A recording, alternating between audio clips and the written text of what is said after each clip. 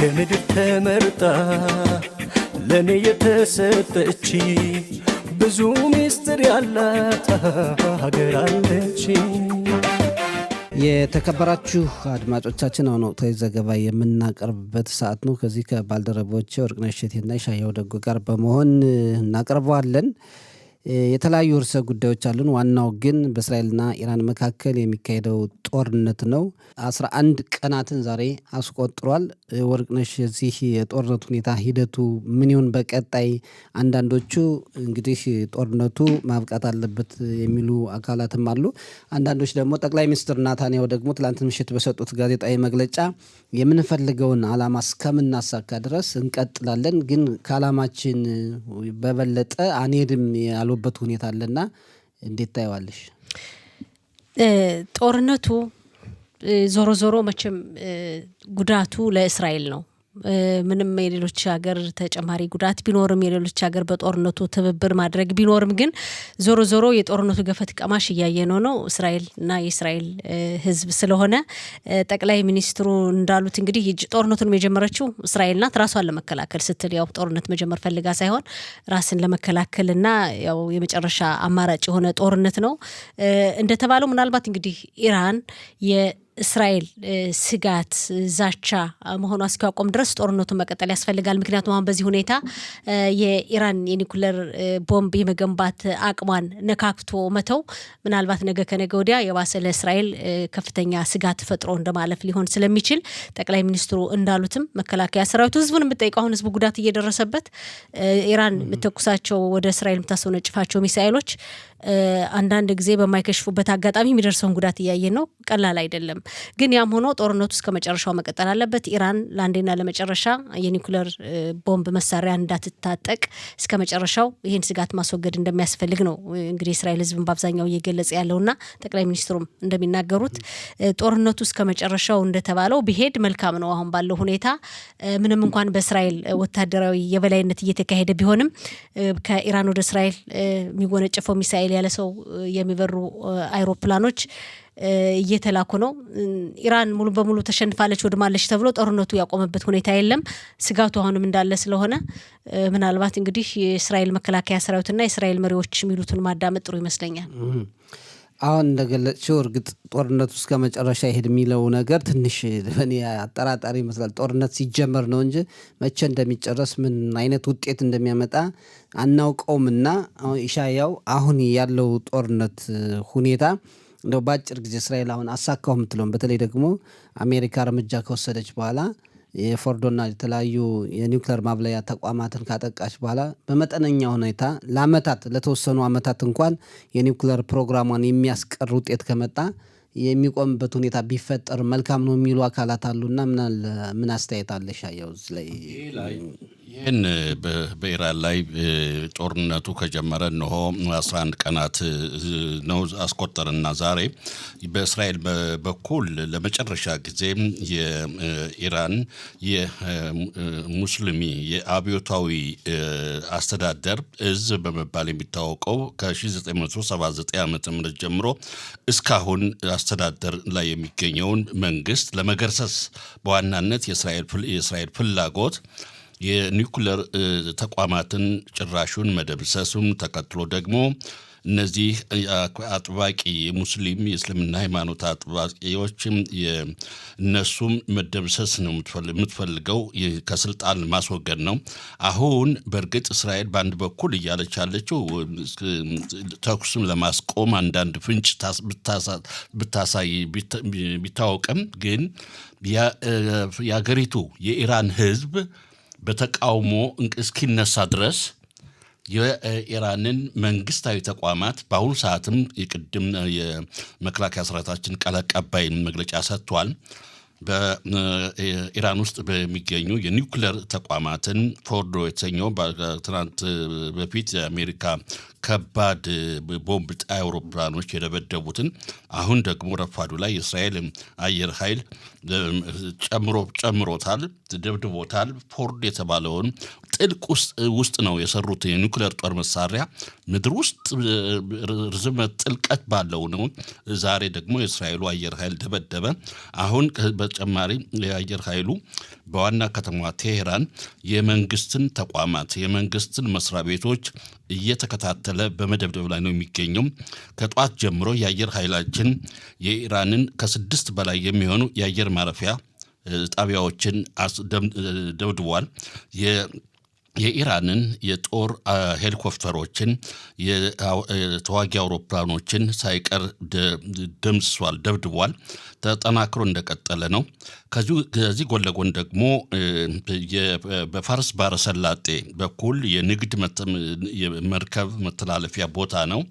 እሱን ደግሞ አሁን እዘጋለሁ የኢራን መንግስት ይህን መዝጋት አለበት እያሉ እየዛቱ ናሉ። ይሄ ደግሞ በአሜሪካ በዛ ይሄን ነገር በምንም ታምር የፋርስ ባሕረ ሰላጤ መዘጋት የለበትም። በዚህ በፋርስ ባሕረ ሰላጤ በቅርብ ርቀት የሚገኙ የአረብ ሀገራትም እንዳይጎዱ ከወዲሁ የአሜሪካ የማጥቃት እርምጃ ከመውሰዷ በፊት ማስጠንቀቂያ እያስተላለፈች ነውና ይህ ውጊያ መቼ እስከሚያቆም ለጊዜው አይታወቅም። ሰጠኝ ዘመነ። ጥሩ። ሌላው ወርቅነሽ እንግዲህ የአሜሪካ መንግስት የእኩለ ሌሊት መዶሻ በሚል ዘመቻ ወስዷል። በፎርዶና ሌሎች 2 የኒውክሌር ተቋማት ላይ ከባድ ጥቃት መፈጸሙ ቢ2 በተሰኙ ከባድ ቦምቦችን ፈንጆችን በሚሸከሙ እስከ 13.5 ፓውንድ ክብደት ያላቸው ቦምቦችን የሚሸከሙ አውሮፕላኖችና ሌሎችንም በማጀብ እርምጃ ከወሰደ በኋላ ኢራን ያጸፋ መልስ ትሰጣለች የተባለ ተሰግቷል። እና የኢራን ያጸፋ መልስ ምን ሊሆን ይችላል? እያሳደረ ያለው ተጽዕኖ በአሜሪካን በእስራኤል ላይ ምን አይነት ያጸፋ መልስ ትሰጣለች ተብሎ ይገመታል? ኢራን እንግዲህ በእስራኤል ላይ ያየ ነው መሰጠውን ያጸፋ ምላሽ ያው ይህንኑ አጠናክራ ትቀጥል ይሆናል። እንግዲህ ያለው የሚሳኤል እስኪያልቀው እስኪዳከምባት በአሜሪካ ላይ እንግዲህ የሽብር ፈጠራ ድርጅት አንቀሳቅሳለሁ ምናልባት በኢራቅ የሚገኘው የኢራን ደጋፊ ሚሊሻ ሊነሳ ይችላል በዚህ ጉዳይ ይሄን እሱን ትልካለች ተብሎ ነው የሚሰጋው የሚታሰበው። እንግዲህ አሜሪካ ውስጥ የተለያዩ ሽብር ጥቃቶች እንዲፈጠሩ አድርጋለሁ። በመካከለኛው ምስራቅም እንግዲህ አሜሪካ በተለያዩ ቦታዎች ወታደራዊ ኃይል አላት፣ በዛ ላይ ጉዳት ልታደርስ ትችላለች ተብሎ ነው የሚታሰበው። ያው ኢራንም ያለችው እንግዲህ የሽብር ጥቃት ዘርፎችን ክንዴና አንቀሳቅሳለሁ በአሜሪካና በአሜሪካውያን ላይ ነው ያለችው። ይሄ ነው ያለው ስጋት።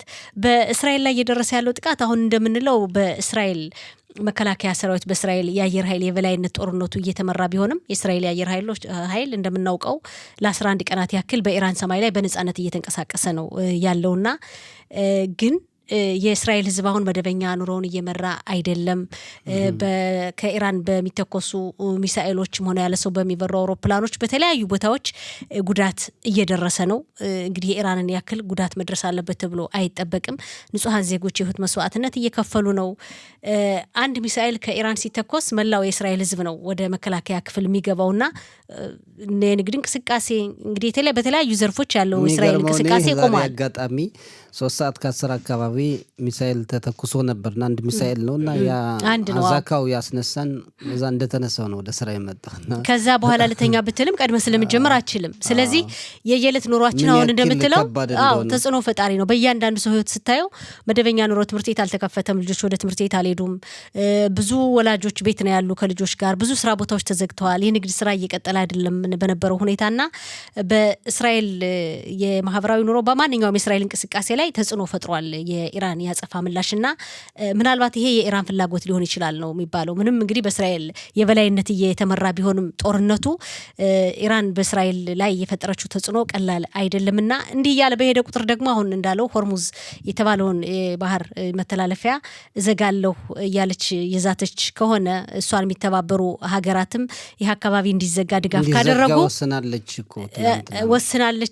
እንደውም ከቀናት በፊት ሁሉ በዛ አካባቢ የሆነ በመርከብ ግጭት ተፈጠረ ተብሎ ለመዝጋት ሙከራ ነበረ ከቀናት በፊትም እንዳልከው ትናንት ብትወስንም ይሄ ማለት ደግሞ እንግዲህ የሌሎች ሀገራትን ጥቅም የሚነካ ጉዳይ ስለሆነ አንዱ ሀገር ወደ ሌላው እየወገነ በመጣ ቁጥር ምናልባት ጦርነቱን የተለያዩ ሀገራት እንዲሳተፉበት የማድረግ ሁኔታ ከተፈጠረ የኢራን እንደውም ፍላጎት ሊሆን ይችላል የሚባለው ጦርነቱን የተራዘመ ለማድረግና በዚህ ግርግር በዚህ አጋጣሚ የኒኩሌር ጦር መሳሪያዋን ለመገንባት የምችልበትን ፕሮግራም ተዳፍኖ እንዲቀርላትና እንድትቀጥል የማድረጉ ሁኔታ ምናልባት ሊቀጥል ስለሚችል እዚህ ላይ እስራኤል እንግዲህ ልብ ማለት ያለባት ጉዳይ እንዳለ በሰፊው እየተነሳ ነው። በኢራን ላይ የት ቦታ በትክክል እርምጃ መወሰድ አለበት፣ ጦርነቱ በተቻለ መጠን በቅርብ ጊዜ ቢያቆም ጥሩ እንደሆነ ነው እየተገለጸ ያለው። በአንድ በኩል ደግሞ ኢሻያው እዚህ ላይ እንደው እንድትጨምረው ምፈልገውና ያው እንድንወያይበት ወርቅነሽ ካነሳችው ጉዳይ አንጻር ቅድም አንተ ከተመለከትከው በፎርዶ የኒውክሌር ማብላያ ላይ እንደገና እስራኤል ጥቃት ፈጸመች ሲባል ያኛው ይሄ ቢ2 የተባሉ አውሮፕላኖች ተራራን የሚድን አቅም አላቸው የሚጥሉት ቦምብ ተብሎ ነበርና ለምን ሁለተኛ ማጥቃት አስፈለገ? እንደገና ደግሞ አሁን በእኛ ቅድም ወርቅነሽ እንዳለችው ጦርነቱ ቀላል አይደለም። ብዙ ህንፃዎች፣ ብዙ ማህበራዊ ጉዳዮች፣ ብዙ ነገሮች አሉ። መቼም አሁን በጦርነት ቀጠና ውስጥ ስለሆነ የማይነገሩ እንጂ በጣም በማህበራዊም በኢኮኖሚውም በስነ ልቦናም ችግር የደረሰበት ሁኔታ አለና ይህን እንዴት ነው ማስቆም ቢቻለው? ያንስ ፎርዶን ሁለተኛ ለምን ማጥቃት አስፈለገ? ምን በአማርኛችን አንድ አባባል አለ፣ ውሻ በቀደደው ጅብ ይገባል የሚባል አለ። ይህ እንግዲህ ለስድብ አይነት ሳይሆን በእርግጥ ቅድም እንዳልከው ቢ2 የተሰኘው ከባድ ቦምብ ጣዩ የአሜሪካ ደብድቦታል። ይሄን የኒውክሌር ጣቢያ በጣም ጥልቀት መሬት ውስጥ ነው የሰሩት። አሁን ስለመቱት ብዙ እንት ብለዋል። እስከ ስር አልደረሰም። አሁን ሲጨመርበትማ በቃ ወደመ። የኒውክሌር ጣቢያ ለመጨረሻ ጊዜ ወደመ ማለት ነው። ተከፍቷል፣ በሩ ተከፍቷል፣ ብዙ ዋሻ ውስጥ ተጎድጉዷል። ከዛ ላይ ተጨመረበት፣ ተነቀለ ለማለት ያህል ነው ይሄ አባባል ያልኩትና አሁን ከዚህ ጋር በተጨማሪ በእውነት እያሉ ከትናንት የተባለው ኢራን እየዛቱ ናቸው። የሚዘቱት ምንድነው? በአሜሪካ ውስጥም ሳይሆን እስካሁን ሲያንቀላፉ የነበሩ የኢራን ሽብር ፈጣሪዎች ሴሎች ናቸው። እስካሁን ዝም ብለው ተኝተው የነበሩትን አሁን ለሽብር ጥቃት አሜሪካን ለማጥቃት እንቀሰቅሳቸዋለን፣ በሽብር ጥቃት አሜሪካ ምድር ውስጥ እንፈጽማለን እያሉ እየዛቱ ነው። እንግዲህ የበለጠ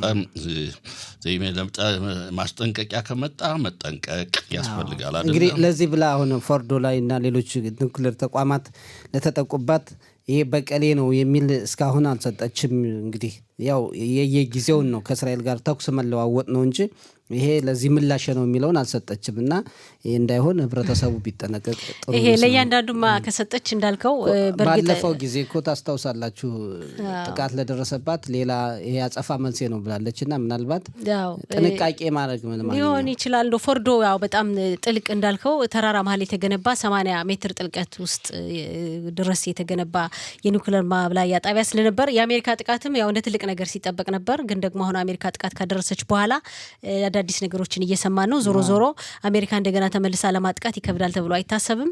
እስራኤልም እንግዲህ ጥቃት ከደረሰበት እንዳልከው ጥቃት ያው እዛው ላይ እየጨመረች እንደሆነ ነው የሚነገረው። ፎርዶ፣ ኢስፋሃን እና ናታንዝ ሶስቱ ናቸው እንግዲህ በይፋ የሚታወቁ የኢራን የኒውክሌር ማብላያ ጣቢያዎች። እነዚህ ላይ ነው ትኩረቱ። ዞሮ አሁንም እነዚህን ጣቢያዎች ለመደብደብ ነው ዝግጅትም እየተደረገ ያለው፣ እየተደበደቡ ያሉት። እዚህ ላይ ግን እኔ አሁን እንደው የአሜሪካ ባለስልጣናት የኢራንን የኒውክሌር ተቋማት ያውድመናል፣ ስጋቱንም አጥፍተናል ብለው ነበር። የእስራኤል መሪዎች ግን በጥንቃቄ ነው የምናየው፣ የፎርዶንና የተለያዩ ቦታዎችን እናጠናለን ያሉትን ጠብቀው ነበረ። ጉዳት ሙሉ በሙሉ አልደረሰም የሚል ጥርጣሬ ነው ያለኝ። ለማንኛውም ትክክል አሁን እስራኤልን ማመን ነው እዚህ ላይ የሚያስፈልገው። ደጀን እዝ ማለት ደህንነት ማለት አሁን ጦርነቱ ሲጀመር እስራኤል ኢራንን በአየር ኃይል ማጥቃት ስትጀብር ኢራን በአንድ ጊዜ ወደ 20 ወደ 30 የረዥም ርቀት ተምዘግዛጊ ሚሳይሎች ወደኛ የወነጭፉ ነበረ። እንግዲህ ከቀን ወደ ቀን ግን 1-2 ሮኬቶችን ወደኛ ይተኩሳሉ። ለምን የሚወነጭፉት? ለምንድን ነው? እንዲህ ባለም የጦር የውጊያ ስልት አድካሚ እስራኤልን በዚህ መልኩ አሸንፋለሁ። ማስወንጨፊያዎችም ደግሞ እንደወደሙባቸው እየተነገረ ነው። የእስራኤል አየር ኃይል ማስወንጨፊያዎችን አሁን ትልቅ የከባድ መኪናዎች ላይ ጭነው የሚያንቀሳቅሷቸውን እየተከታተለ እያወደመ ነው። ግን በዚህ ሁኔታ አንዳንድ ማስወንጨፊያዎችን እየመታ የት ላይ ሚሳኤል ተተኮሰ እየተባለ እየተፈለገ እንደው ፊት ለፊት እንደሚሆን አይነት ጦርነት እንዳልከው ረዥም ጊዜ ይወስዳል እንጂ የማስወንጨፍ አቅሟ የተዳከመው ሆን ተብሎም ሳይሆን ማስወንጨፊያዎች እየወደሙ ስለሆነም እየተነገረ ነው። እዚህ ላይ ግን ደግሞ ከእናንተ ለየት ባለ ማየት የምፈልገው ኢራን መናቅ የሚያስፈልጋት ሀገር አይደለችም። እንኳን ኢራን ነው የጋዛ ሰርጥ አሸባሪ ፍልስጤማውያን እስካሁን ድረስ የሮኬት አቅም አላቸውና ኢራን ብዙ አቅም ያላት ሀገር ናት። ምናልባት ለክፉ ቀን ብላ የጠበቀችው ሊኖር ይችላል። መፍራት አያስፈልግም፣ ግን ጥንቃቄ ቢኖርና ለወደፊት ያሉ ነገሮችን እያጤኑ ሊሆን ይችላል። አሁንም ወደቦቻቸው የሚሰሩበት ሁኔታ ከሌሎች ሀገራትም ጋር ግንኙነት ስላላቸው ለማንኛውም ጥንቃቄ እንውሰድ ነው። እንዲያው በመጨረሻ ላይ አሁን ጦርነቱን በተመለከተ የተለያዩ በማህበራዊ መገናኛ አውታሮች የተለያዩ ይፋ የሚሆኑ ምንድነው ትክክለኛ ያልሆኑ መረጃዎች በእንግሊዝኛ ፌክ ኒውስ የሚሏቸው ይሰራጫሉና ይህን በተመለከተ እንዲያው ባጭሩ የምትሉት ካለ ከሻየውን ጀምር። በዚህ በማህበራዊ ሚዲያ እንደ ዋትሳፕ እንደ ዩቲዩብ ፌስቡክም ወዘተርፈ በመሳሰሉ ማህበራዊ መገናኛ አውታሮችም በዚህ ወቅት ህዝብን ለማሸበር ውሸት ያለበት ዜና ምንም ተተብሮ የማይታወቅ ነገር በኢትዮጵያ በእስራኤል ምድር እንዲህ ተፈጸመ፣ እንዲህ ህዝብ ተገደለ፣ እንዲህ የመሰለ ከተማ ፈረሰ የሚሉ እዚህ ዜነኛ ጋዜጠኛ የጻፈው መስሎ የተጣራ አማርኛ ወይም በእንግሊዝኛ ያቀርባሉ። ግን ውሸት ነው። ብዙም የሀገራችን ማህበረሰባችን በዋትሳፕ በሚዲያ ይለዋወጣሉ። ይሄን ነገር እንግዲህ እውነቱ የት ነው? ምንጩ ዜናው የተነሳው ከምን ነው? እንግዲህ በእያንዳንዱ የማይታመን አካል ሁሉ ከአንዱ ማጋራት ጥሩ አይደለም። መጠንቀቅ ለማሸበር ነው። የሽብር ጥቃት እኮ ይሄ ነው። በዚህ መልኩን ማህበረሰባችን የተረጋጋ የዕለት ተዕለት ህይወቱ እንዳይመራ እንደዚህ ያለ ያሳትፋል እና ይህን ነገር እምነት መጣል መሸበር አስፈላጊ አይደለም ነው በኔ በኩል። ባጭሩ እሱ ሻያው እንዳለው ነው። በዚህ ጦርነት እኔ ከዚህ በፊት የነበረው ማንኛውም ጦርነት ማለት ይቻላል የእስራኤልን መገናኛ አውታር ማመን ተገቢ ነው ብዬ አስባለሁ። ምክንያቱም አሁን ስታዩት በዚህ ጦርነት እንኳን ከኢራን ጋር ባለው ጦርነት ኢራን ታላቅ ሀገር ናት። ከ85 ከ86 ሚሊዮን በላይ ህዝብ ያላት ናት። እስራኤልን በብርሃን ፍጥነት እንደምታጠፋት ነው ስትዝት ነበር። እንደተባለው የምትናቅ ሀገርም አይደለችም። እንግዲህ ታላቅ ኢምፓየር የነበረች ሀገር ስለሆነች የስነ ልቦና ጥንካሬም አላቸው። ግን አሁን እስራኤል በሚያስገርም ሁኔታ ነው እንግዲህ ከታላቅ የሞራል ውድቀት ጋር ያንኮታኮተቻቸው ማለት ይቻላል ኢራናውያንና ኢራንን አስተዳደር። በዚህ ሁኔታ ላይ ሆኖ እንኳን የእስራኤል መገናኛ አውታሮች አይታችሁ ከሆነ አሁን ከቴሌቪዥን ላይ በርዕሰ ጉዳይ እስራኤል በሚልካማ ወይም እስራኤል በጦርነት የሚለው ርዕሰ ጉዳይ ላይ በእስራኤል ሀገር የተመቱ ህንፃዎች ናቸው ፎቶግራፋቸው የሚታይ እንጂ የእስራኤል የአየር ኃይል የበላይነት ፎቶ አይደለም እዛ ላይ የሚታየውና ይሄ ደግሞ ትክክለኛ እስራኤል ውስጥ ያለውንም የሚደርሰውን ጉዳት የእስራኤል መገናኛ አውታር በትክክል ለዓለም አቀፉ ማህበረሰብ እያሳየ ነው።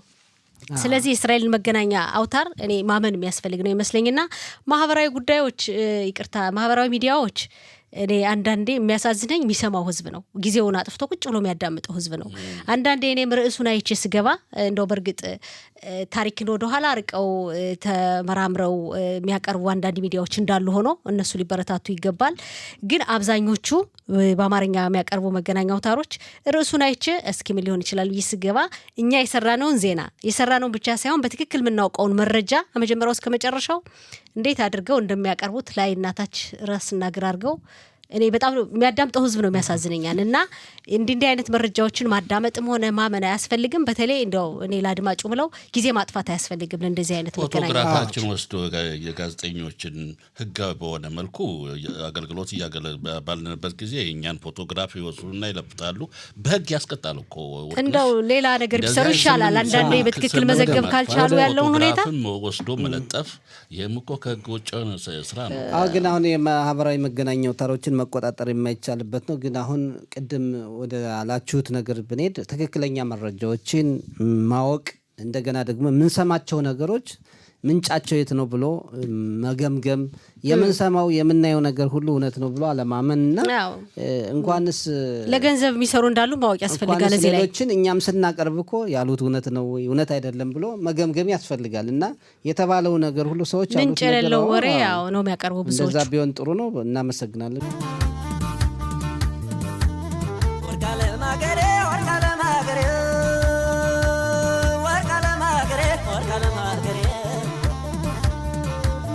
Shindana